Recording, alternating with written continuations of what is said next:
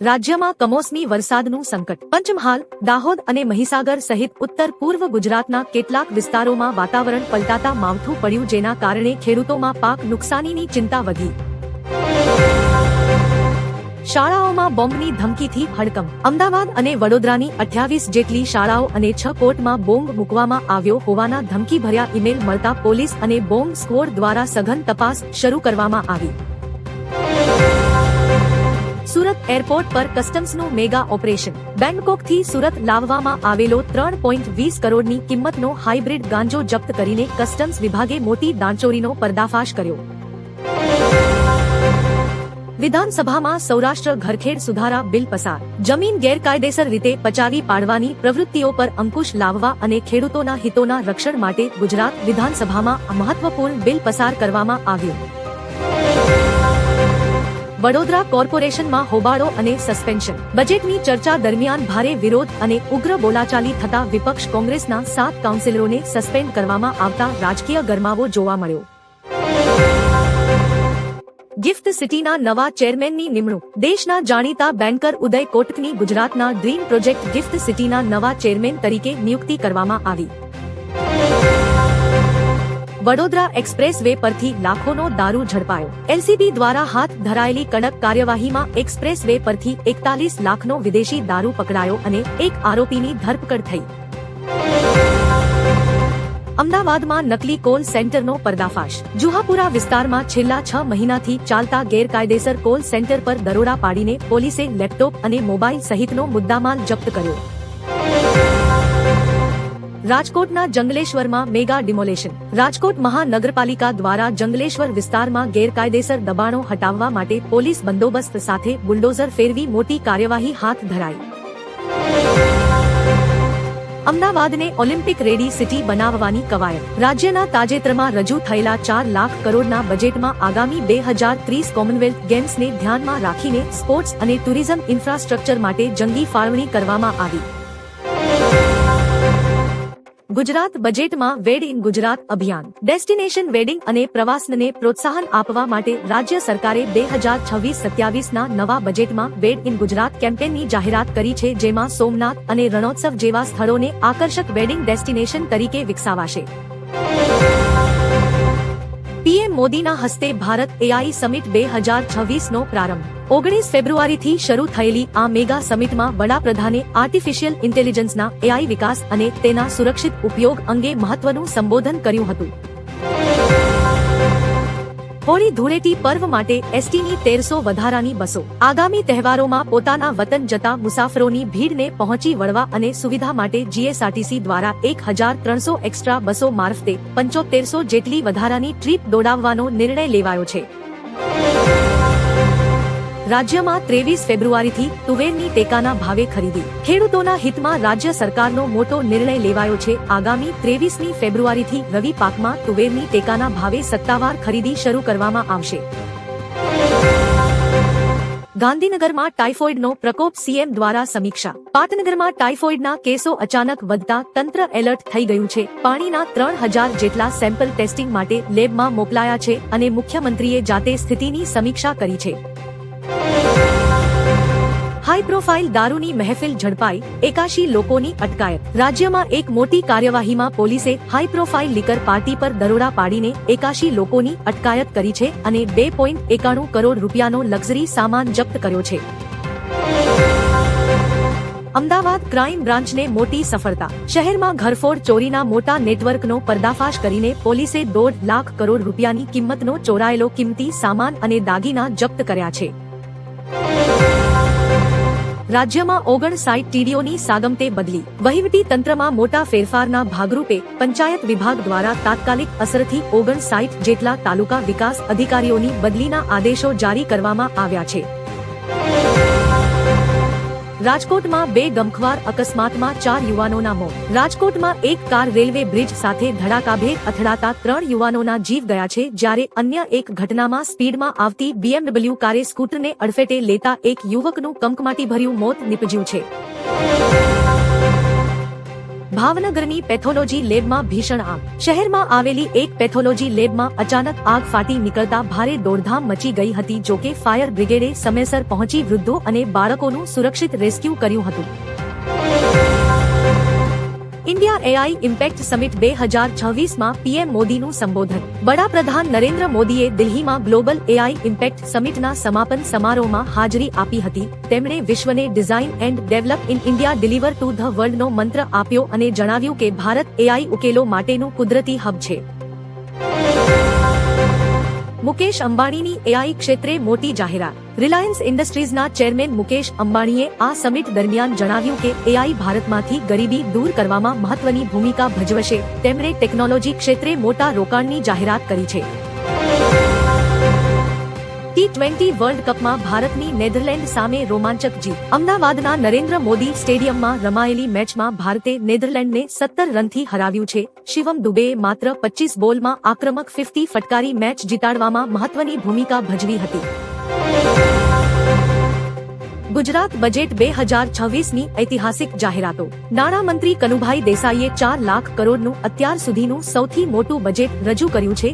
જેમાં અમદાવાદને Olympic ready બનાવવા માટે 1300 કરોડની ફાળવણી અને પોલીસ પરિવાર માટે 20,000 નવા આવાસોની જાહેરાત કરવામાં આવી છે. બ્રાઝિલના રાષ્ટ્રપતિ ભારતની મુલાકાતે. બ્રાઝિલના રાષ્ટ્રપતિ લુઇઝ ઇનાસિયો લુલા દા સિલ્વા 5 દિવસની ભારતની સત્તાવાર મુલાકાતે નવી દિલ્હી પહોંચ્યા છે. બંને દેશો વચ્ચે વ્યૂહાત્મક ભાગીદારી અને વેપાર બાબતે મહત્વની સમજૂતીઓ થવાની શક્યતા છે. પડોશી દેશોમાં ઉથલપાથલ. બાંગ્લાદેશના નવા પીએમ ઓમ બિરલાએ બાંગ્લાદેશના નવા વડાપ્રધાનના શપથ ગ્રહણ સમારોહમાં હાજરી આપી હતી. પીએમ મોદી વતી તેમણે તારિક રહેમાનને ભારત આવવાનું આમંત્રણ પાઠવ્યું છે. હવામાન વિભાગની આગાહી. ભારે વરસાદ અને હિમવર્ષા. આઈએમડીએ દક્ષિણ ભારતના રાજ્યો તમિલનાડુ કેરળમાં ભારે વરસાદની ચેતવણી આપી છે. જ્યારે ઉત્તર ભારતમાં પશ્ચિમી વિક્ષેપને કારણે પહાડી વિસ્તારોમાં હિમવર્ષા અને મેદાની વિસ્તારોમાં ઠંડી વધવાની શક્યતા છે. જમ્મુ કાશ્મીરની રમતગમત ક્ષેત્રે મોટી સિદ્ધિ. જમ્મુ કાશ્મીરની ક્રિકેટ ટીમે ઇતિહાસ રચ્યો છે. ટીમ પહેલીવાર રણજી ટ્રોફીની ફાઇનલમાં પહોંચી છે, જે રાજ્ય માટે ગૌરવની ક્ષણ છે. શેરબજાર અને સોના ચાંદીના ભાવમાં ઘટાડો. છેલ્લા 24 કલાકમાં કિંમતી ધાતુઓના ભાવમાં મોટો ઘટાડો જોવા મળ્યો છે. ચાંદીના ભાવમાં નોંધપાત્ર કડાકો બોલાયો છે, જે રોકાણકારો માટે ચર્ચાનો વિષય બન્યો છે. ભારતનો Guinness world record. India AI impact summit દરમિયાન ભારતે માત્ર 24 કલાકમાં 2.5 લાખથી વધુ એઆઈ રિસ્પોન્સિબિલિટી પ્લેજ મેળવીને નવો ગિનીસ વર્લ્ડ રેકોર્ડ સ્થાપિત કર્યો છે. કેન્દ્રીય મંત્રી અશ્વિની વૈષ્ણવે આ સિદ્ધિની જાહેરાત કરી હતી. રમઝાન માસનો પ્રારંભ. દેશભરમાં ગઈકાલે ચંદ્ર દેખાતા 19 ફેબ્રુઆરીથી રમઝાન માસનો પ્રારંભ થયો છે. મુસ્લિમ બિરાદરોએ રોઝા ઉપવાસ રાખવાની શરૂઆત કરી છે. ભારત ફ્રાન્સ વચ્ચે special global strategic partnership. Bharat અને ફ્રાન્સે તેમના રાજદ્વારી સંબંધોને વધુ મજબૂત બનાવતા સ્પેશિયલ ગ્લોબલ સ્ટ્રેટેજિક પાર્ટનરશિપ પર હસ્તાક્ષર કર્યા છે. આ સમજૂતીથી સંરક્ષણ અને ટેકનોલોજી ક્ષેત્રે બંને દેશો વચ્ચે સહયોગ વધશે. સોના ચાંદીના ભાવમાં ઐતિહાસિક ઉછાળો. બજારમાં સોના અને ચાંદીના ભાવમાં તોતિંગ ઉછાળો જોવા મળ્યો છે. સોનાના ભાવમાં પ્રતિ 10 ગ્રામ 2300 અને ચાંદીમાં એક જ દિવસમાં 15,000નો જંગી ભડકો થયો છે, જેનાથી ચાંદીનો ભાવ 2.70 લાખને પાર કરી ગયો છે. રાજ્યસભાની ચૂંટણીની જાહેરાત. ચૂંટણી પંચે 10 રાજ્યોમાં ખાલી પડેલી બેઠકો માટે રાજ્યસભાની ચૂંટણીની તારીખ જાહેર કરી છે. 16-20 માર્ચ 1926ના રોજ મતદાન પ્રક્રિયા હાથ ધરવામાં આવશે. ગુજરાતમાં ગરમીનો નવો રાઉન્ડ. હવામાન વિભાગની આગાહી મુજબ આગામી 24 કલાકમાં ગુજરાતના તાપમાનમાં 2 થી 3 ડિગ્રીનો વધારો થશે. ઉત્તર ગુજરાતમાં વેસ્ટર્ન ડિસ્ટર્બન્સની અસરને કારણે ગરમીમાં વધારો થવાની શક્યતા છે. સુરતમાં 575 કરોડનું સોના ચાંદીનું કૌભાંડ. સુરતમાંથી બિલ વગર સોના ચાંદીના વેચાણનું મોટું કૌભાંડ ઝડપાયું છે. તપાસ એજન્સીઓએ અંદાજે 575 કરોડના વ્યવહારો શોધી કાઢ્યા છે, જેનાથી ઝવેરી બજારમાં ફફડાટ ફેલાયો છે. વિધાનસભામાં રવિન્દ્ર જાડેજાની હાજરી. ભારતીય ક્રિકેટર રવિન્દ્ર જાડેજા તેમની પુત્રી સાથે ગુજરાત વિધાનસભાની મુલાકાતે પહોંચ્યા હતા, જ્યારે તેમના પત્ની અને શિક્ષણ રાજ્યમંત્રી રીવાબા જાડેજા પ્રશ્નકાળ દરમિયાન જવાબો આપી રહ્યા હતા. કચ્છ સરહદે સુરક્ષા સમીક્ષા રાજ્યના પોલીસ વડા ડીજીપી ડોક્ટર કેએલએન રાવ આગામી 21 અને 22 ફેબ્રુઆરીએ કચ્છની સરહદી મુલાકાતે જશે. તેઓ પાકિસ્તાન બોર્ડર અને દરિયાઈ સુરક્ષા અંગે આર્મી, બીએસએફ અને કોસ્ટ ગાર્ડના અધિકારીઓ સાથે ઉચ્ચ સ્તરીય ક્રાઇમ કોન્ફરન્સ કરશે. સોના ચાંદીના ભાવમાં મોટો ઉછાળો. અમદાવાદના બજારમાં સોના અને ચાંદીના ભાવમાં તોતિંગ વધારો જોવા મળ્યો છે. સોનું પ્રતિ 10 ગ્રામ 1.60 લાખ અને ચાંદી પ્રતિ કિલો 2.58 લાખની ઐતિહાસિક સપાટીએ પહોંચતા ગ્રાહકોમાં ફફડાટ ફેલાયો છે. બોટાદમાં આચાર્યની ધરપકડ. બોટાદની એક પ્રતિષ્ઠિત ગર્લ્સ હાઈસ્કૂલના આચાર્ય સામે વિદ્યાર્થીનીઓની છેડતી અને અડપલા કરવાના ગંભીર આક્ષેપ સાથે ફરિયાદ નોંધાઈ છે. પોલીસે આ મામલે કડક તપાસ શરૂ કરી છે. અમદાવાદમાં ગેરકાયદે પીજી સામે લાલ આંખ. મ્યુનિસિપલ કોર્પોરેશન દ્વારા શહેરના બોડકદેવ, ચાંદલોડિયા અને પ્રેમચંદનગર જેવા વિસ્તારોમાં મંજૂરી વિના ચાલતા 32 જેટલા પીજી એકમોને સીલ કરી દેવામાં આવ્યા છે. મુન્દ્રામાં પોલીસ પર હુમલો, 300ના ટોળા સામે ગુનો. કચ્છના મુન્દ્રામાં લેબર કોલોનીમાં પોલીસ ટીમ પર પથ્થરમારો અને હુમલો થતા ચકચાર મચી છે. આ મામલે પોલીસે 300 લોકોના ટોળા સામે હત્યાના પ્રયાસનો ગુનો નોંધી 33 આરોપીઓની ધરપકડ કરી છે. તુવેરની ટેકાના ભાવે ખરીદીની જાહેરાત. ગુજરાત સરકાર દ્વારા ખેડૂતોના હિતમાં મહત્વનો નિર્ણય લેવાયો છે. આગામી 23 ફેબ્રુઆરીથી રાજ્યભરમાં તુવેરની ટેકાના ભાવે ખરીદી પ્રક્રિયા શરૂ કરવામાં આવશે. આણંદમાં પ્રેમ પ્રકરણમાં હિંસા અને તોડફોડ. આણંદના લાંબવેલ ગામમાં યુવતીને ભગાડી જવાના મામલે 2 પરિવારો વચ્ચે હિંસક અથડામણ થઈ હતી. રોષે ભરાયેલા પરિવારે 3 ઘરોમાં તોડફોડ કરી હતી, જે અંગે પોલીસે ગુનો દાખલ કર્યો છે.